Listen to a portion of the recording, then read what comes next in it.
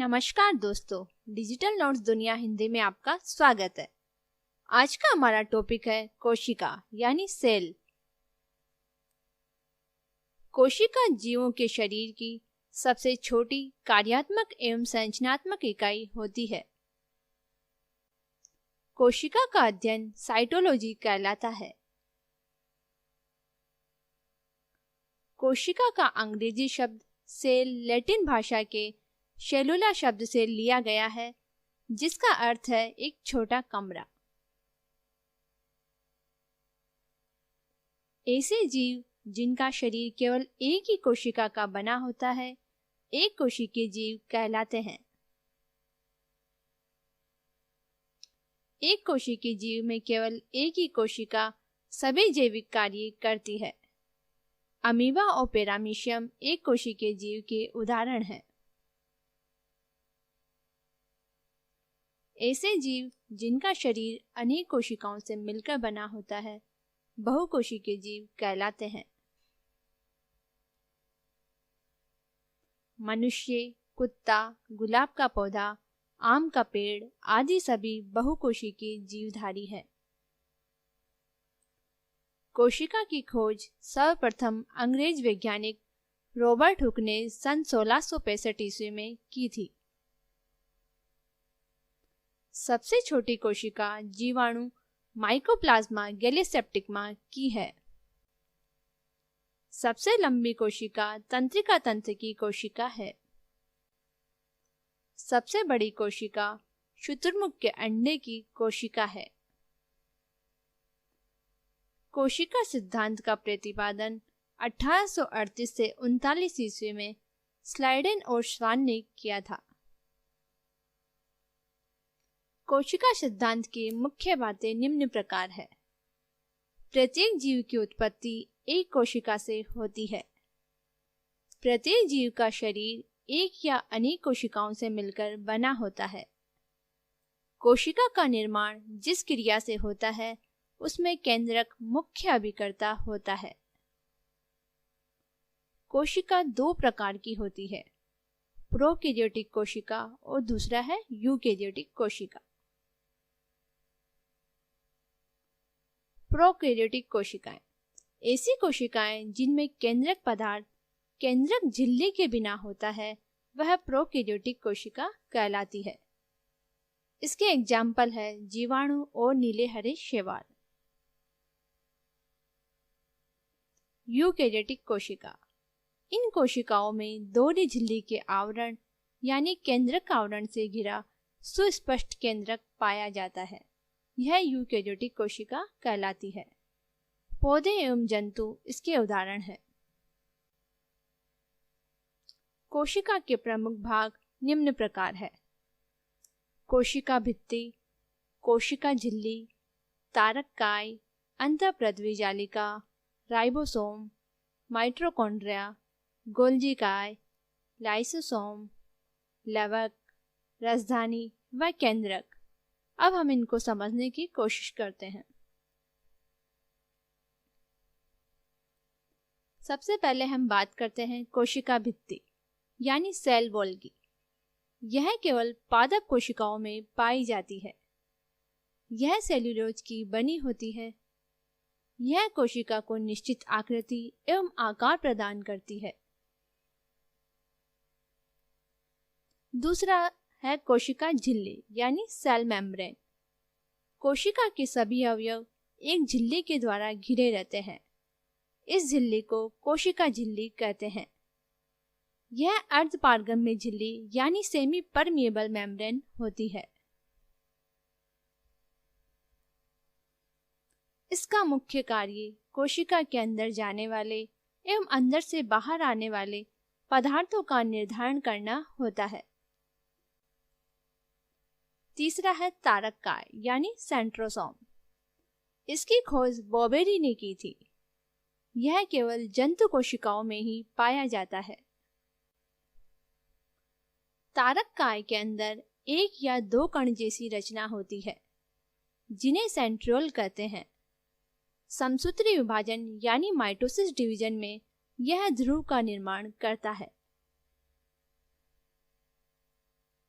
चौथा है अंतःप्रद्वी जालिका यानी एंडोप्लाज्मिक रेटिकुलम। एक और यह केंद्रक झिल्ली से व दूसरी ओर कोशिका झिल्ली से संबंध होती है। इस जालिका के कुछ भागों पर किनारों पर छोटी छोटी कणिकाएं लगी रहती है जिन्हें राइबोसोम कहते हैं, जो कि चित्र में दर्शाई गई है। अंतःप्रद्वी जालिका दो प्रकार की होती है। चिकनी अंतःप्रद्वी जालिका यानी स्मूथ एंडोप्लाज्मिक रेटिकुलम। इनमें राइबोसोम नहीं होते हैं और यह प्रोटीन संश्लेषण में भाग नहीं लेती है। दूसरी है खुरदरी अंतःप्रद्वी जालिका यानी रफ एंडोप्लाज्मिक रेटिकुलम।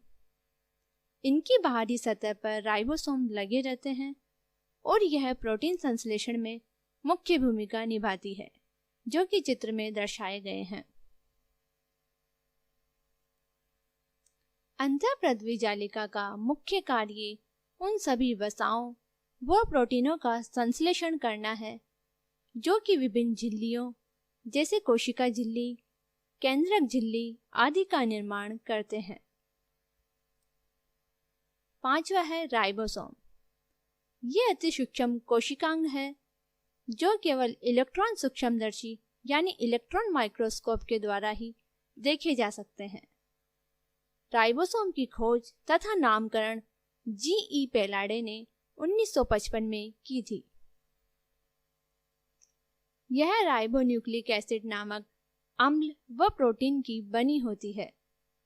यह प्रोटीन संश्लेषण के लिए उपयुक्त स्थान प्रदान करती है, अर्थात यह प्रोटीन का उत्पादन स्थल है, इसलिए इसे प्रोटीन की फैक्ट्री भी कहा जाता है।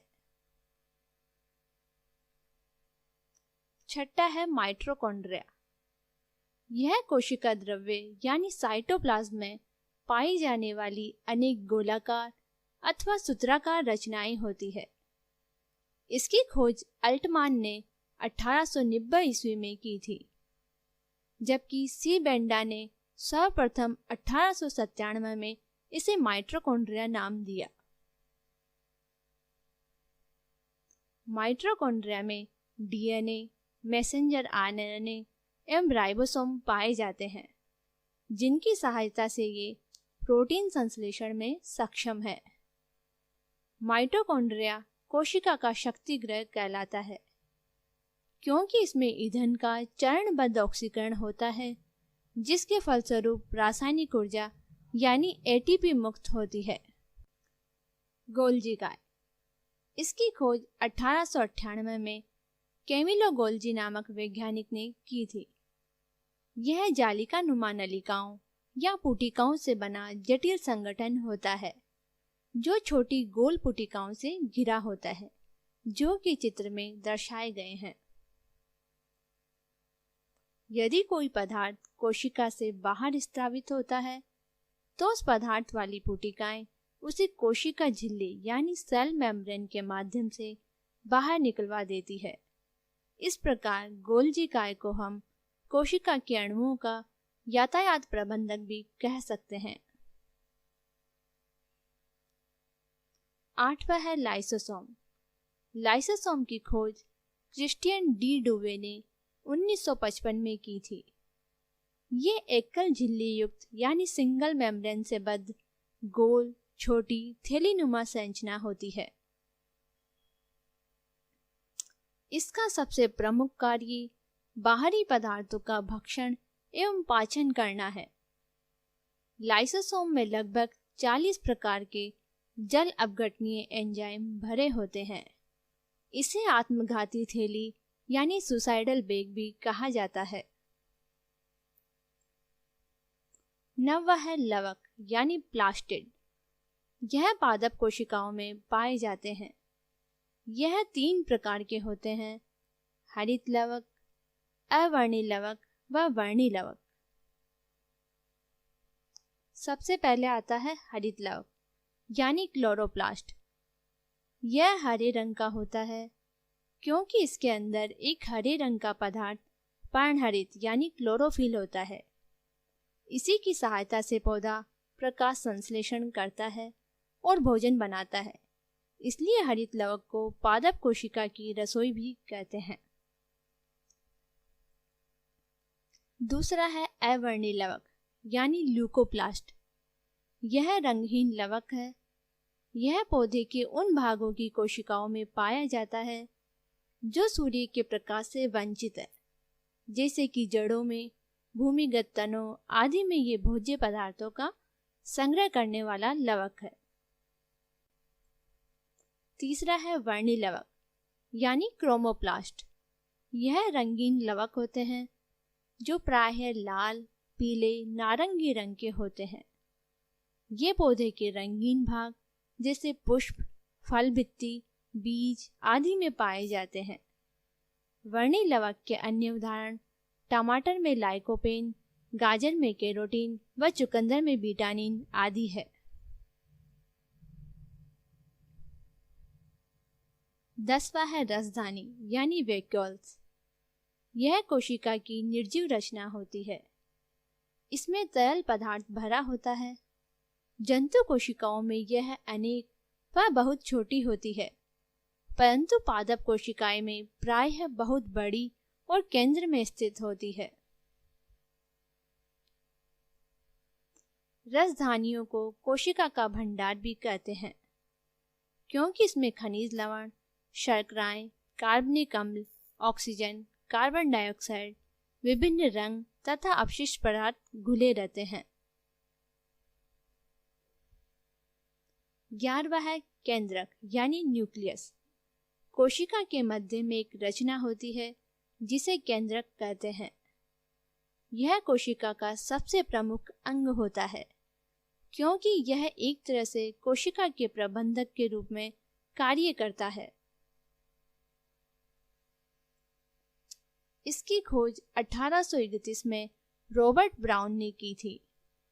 रासायनिक रूप से केंद्रक 70% प्रोटीन, 10% डीएनए व 2 से 3% आरएनए तथा 3 से 5% लिपिड से बनी होती है। इसमें केंद्रक रस या केंद्रक द्रव्य, केंद्रक आवरण, क्रोमेटिन तथा केंद्रिका पाई जाती है, जो कि चित्र में दर्शाए गए हैं। यह आनुवंशिकता का वाहक होता है, क्योंकि इसमें जनन के लिए, उपापचय परिवर्तन के लिए तथा जीवधारियों के व्यवहार के लिए आनुवंशिक सूचनाएं उपस्थित होती है। प्रोकैरियोटिक कोशिका एवं यूकैरियोटिक कोशिकाओं में मुख्य अंतर निम्न प्रकार है, जो कि सारणी में दर्शाए गए हैं।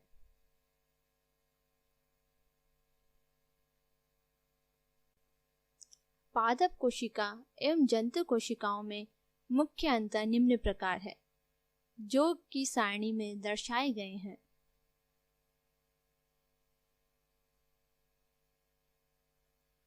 Thanks for watching. अगर आपको हमारा वीडियो अच्छा लगा हो तो शेयर कीजिए, लाइक कीजिए एंड न्यू यूजर सब्सक्राइब कीजिए। तुम रूठा ना करो, मेरी जान निकल जाती है। तुम हंसती रहती हो तो एक बिजली सी चमक जाती है। मुझे जीते जी ओ दिलबर तेरा इंतजार था, तेरा इंतजार था, आज भी है और कल भी रहेगा।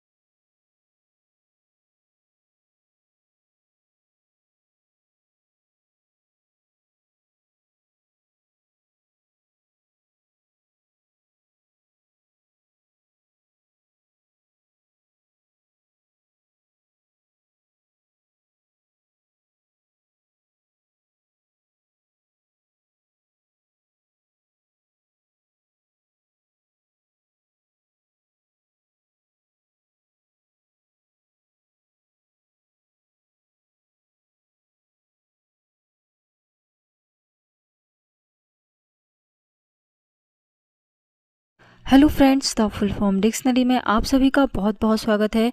तो चलिए दोस्तों, आज के इस वीडियो में हम सभी डिस्कस करते हैं बायोलॉजी के बारे में।